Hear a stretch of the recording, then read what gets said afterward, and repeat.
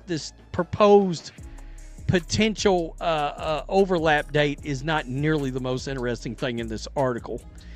The Women's Basketball League, calling itself Project B, has announced its first tour dates, and they could overlap with the WNBA calendar. The startup league, which plans for its inaugural season to begin in November and extend through April. The WNBA just dropped a proposal so aggressive, so audacious, that it's left players, analysts, and fans absolutely stunned. We're not talking about a gentle nudge toward expansion here. We're talking about a full-throttle leap that could either catapult the league into a new era or blow up the most promising moment in women's basketball history. And at the center of it all, a schedule demand that puts superstars like Caitlin Clark in an impossible position. Buckle up, because what you're about to hear isn't just contract negotiation drama. This is a game of chicken between owners and players, and the stakes have never been higher. So here's what happened. Project B. The union is still waiting for a response to a proposal they submitted close to Christmas, according to sources familiar with negotiations. That's hilarious. The owners still haven't responded. That's the biggest well, we're good. Well, it's not going to happen. We're not even entertaining that. In fact, we think your proposal's so trash that we didn't bother to respond. New Women's Basketball League announced their inaugural tour dates, and everyone's talking about potential overlap with the WNBA calendar. But honestly, that overlap isn't even the story. What's buried in the fine print of the WNBA's latest collective bargaining proposal is something far more explosive. The league wants to jump from 44 games straight to 54. Let that sink in for a second. Not a gradual increase. Not 48 games as a stepping stone. 54 games. Right now, that's a 23% spike in workload, and they want it implemented. Forget it. That would be a breaking point for me, too. This is where it gets very interesting. Among the league's other proposed items was an expanded schedule. We have not heard about this, to my knowledge. I have not. I knew it was rumored, like before last year, etc., that eventually they would try to. Potentially as soon as this season. The timing couldn't be more chaotic because this proposal dropped while WNBA players are already signing contracts with overseas leagues, locking in their international commitments for the next year. And here's the kicker. The Players' Union submitted their counterproposal right before Christmas. The owners? Radio silence. They haven't responded. Not a word. Not even a courtesy email. It's the loudest non-response in sports negotiation history, and it tells you everything you need to know about how far apart these two sides really are. Oh, that's interesting. And maybe they could go to 54 games. I don't know. It depends on how that's laid out. The league's proposed start date for training camp is as early as mid-March, with the finals ending in November. A number of league sources expressed confusion over a potential mid-March start. Let's break down the money situation, because this is where things get truly wild. Before Christmas, the WNBA owners submitted their CBA proposal to the Players' Union. Their offer included a $5 million salary cap and a share of net revenue. Net revenue means the players only get paid after the league turns a profit. The players fired back with a counter-proposal demanding a $10.5 million salary cap and 30% of gross revenue. Gross revenue means they get their cut regardless of whether the league is operating in the red or the black. The gap between these two numbers isn't something you bridge with a handshake and a compromise.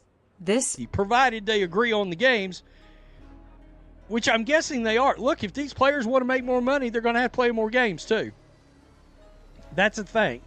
And like I said, I knew it was coming. They've steadily increased. They went from 40 to 44, and I thought the next jump was going to be 48. Looks like they're going straight to 50. And then they're trying to get to 54. I think in like 10 years it's going to be 60 games. And that's is a fundamental disagreement about the financial reality of the league and what the players deserve for their contribution. And the fact that the owners haven't even acknowledged the players' counter? That's not negotiation strategy. That's a power move. The message is clear. Your demands are so outrageous. We're not even going to dignify them with a response. But here's where the expanded schedule changes everything. According to sources close to the negotiations, the league's proposal includes a plan to expand the regular season to somewhere between 50 and 54 games. Training camp could start as early as mid-March. Let me just look once again. We're talking about the Tokyo stop being...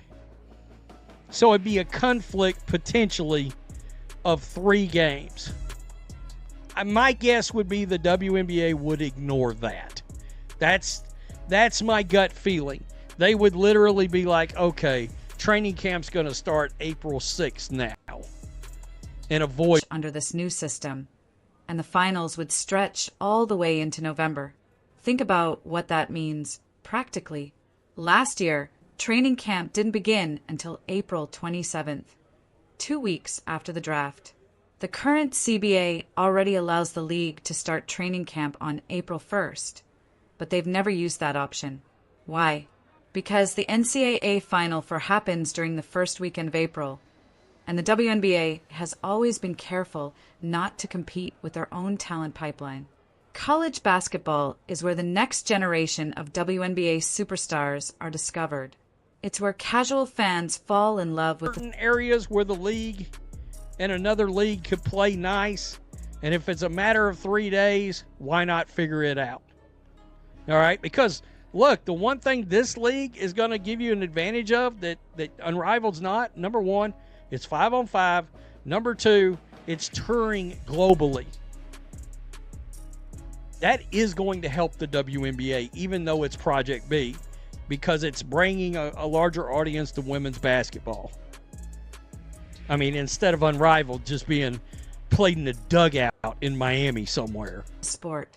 The tournament is appointment television, and the league has historically respected that.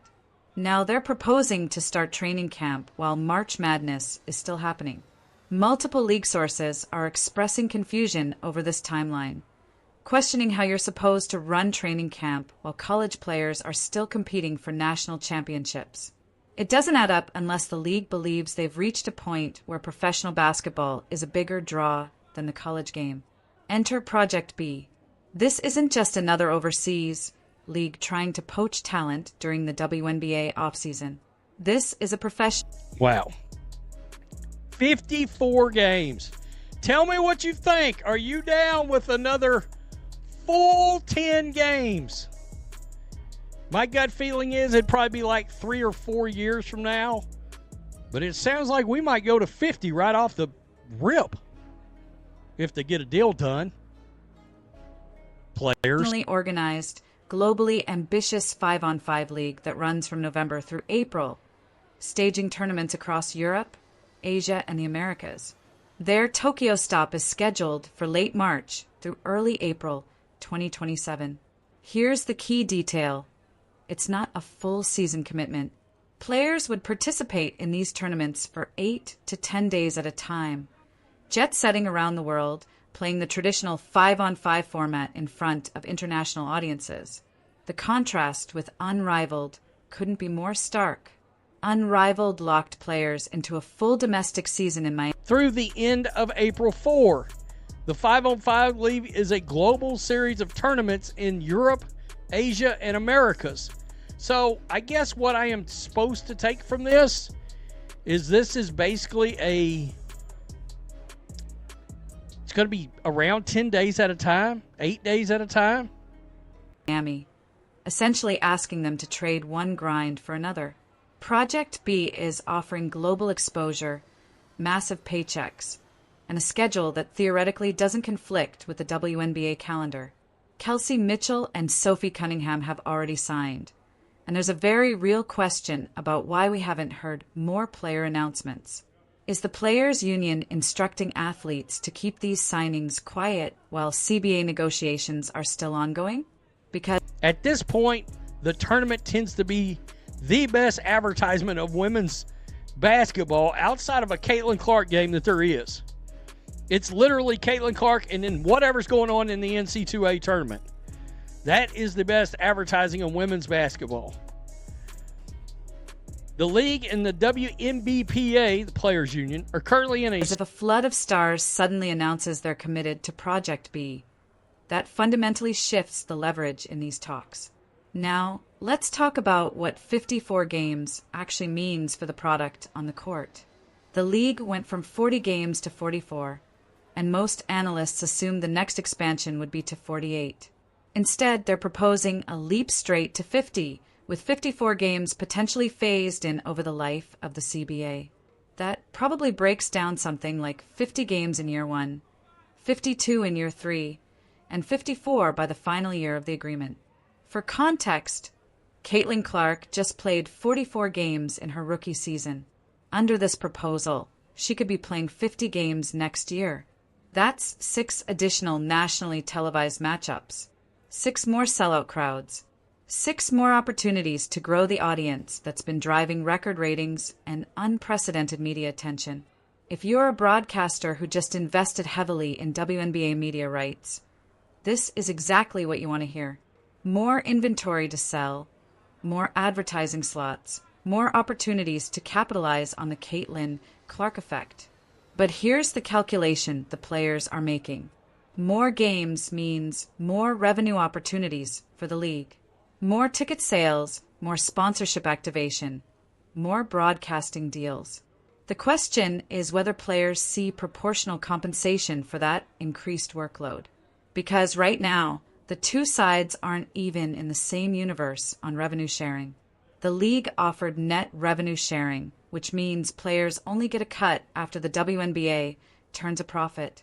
The players want 30% of gross revenue, which means they get paid regardless of whether the league is profitable. That's the fundamental divide stalling these negotiations. It's not about the number of games. It's about whether the players trust the financial reporting of the league and whether they believe the current compensation structure reflects their value. So, could the WNBA and Project B actually coexist? Theoretically, yes. If the Tokyo stop creates a 3-day conflict with WNBA training camp, the league could easily adjust their start date to April 6th and avoid the overlap entirely. Project B actually helps the WNBA in a weird way. It's bringing women's basketball to global markets, building the sport's international profile in a way that ultimately benefits the league long-term. It's 5-on-5 basketball featuring WNBA stars, played in front of new audiences in Asia, Europe, and the Americas. Compare that to Unrivaled, which has become something of a punchline in basketball circles. A 3-on-3 league played in a single venue in Miami with limited media coverage and minimal cultural impact. Project B is offering something the WNBA should theoretically support: global brand expansion for women's basketball. But will the league actually play nice? That's the billion-dollar question. If the WNBA insists on a mid-March training camp start while players are committed to Project B tournaments, someone has to blink. Either the league accommodates the competing schedule or they force players to choose between honoring their Project B commitments and reporting to training camp on time. And if they force that choice, it could backfire spectacularly, because the players have leverage now that they didn't have 5 or 10 years ago. Back then, the WNBA was the only professional option for American players outside of obscure overseas leagues. Now, there are professionally organized alternatives with real financial backing and global ambitions. The owners are betting that players won't actually walk away from the WNBA, that when push comes to shove, the prestige and platform of the league will keep them at the table even if the financial terms aren't what they want. But that's a risky bet when you've got stars like Kelsey Mitchell already signing with competing leagues. The WNBA is at an inflection point. The league just experienced unprecedented growth, driven largely by Caitlin Clark's arrival and the cultural moment around women's basketball. They're trying to capitalize on that momentum by expanding the schedule, extending the season, and maximizing their media rights value. But they're negotiating with a players' union that watched the league generate record revenue last season and wants to see that reflected in compensation. The gap between a $5 million salary cap and a $10.5 million cap isn't something you bridge with minor adjustments. This is a fundamental disagreement about what players deserve for their labor and their role in driving the league's success.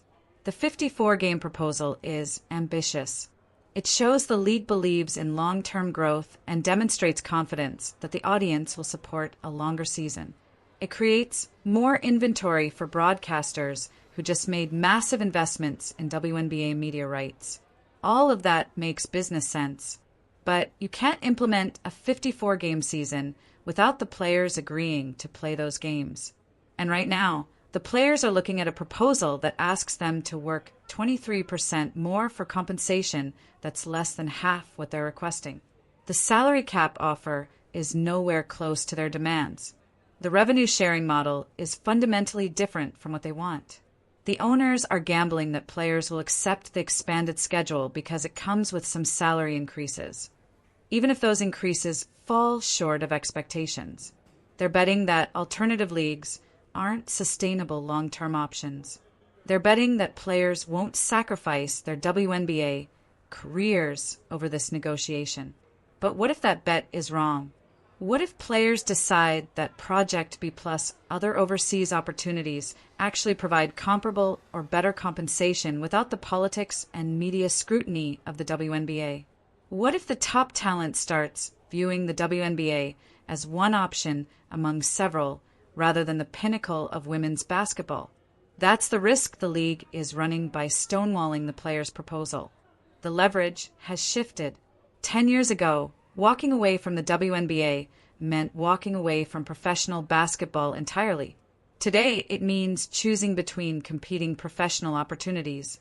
There's also the NCAA conflict to consider. Starting training camp during March Madness sends a very specific message about priorities. The tournament is the single biggest advertisement for women's basketball outside of Caitlin Clark games. It's where the next generation of WNBA stars are showcased.